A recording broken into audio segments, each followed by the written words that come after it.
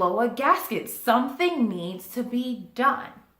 So when would we use this idiom? We're talking about a context where someone is upset, they're angry, and they're basically saying that they are going to unleash that anger. That's what it means to blow a gasket. You get so worked up, your emotions are heightened, and you are just filled with rage and anger, and you're about to explode. You're about to let someone have it. You're about to say things that you know are not the things that you normally would say, but you've reached a point of such frustration that you don't know what else to do.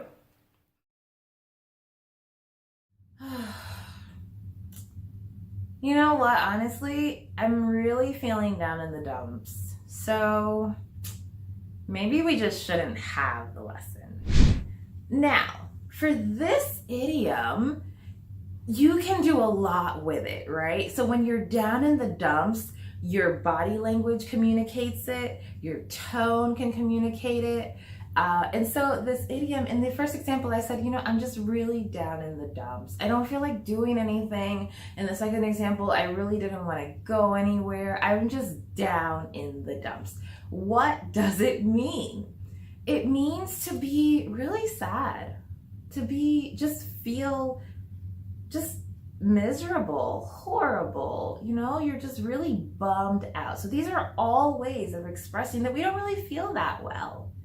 And so you would say, I'm feeling down in the dumps. I feel down in the dumps. I am down in the dumps. So we would use it with the verb to be, or we could use it with the verb to feel to express that we're really just sad. We don't feel well.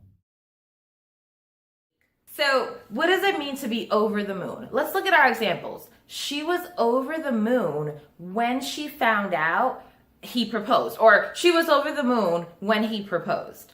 Now, what does this mean? Well, let's think about it. A proposal is something that's a happy occasion in most cases. And so she was excited. She was extremely excited, very happy.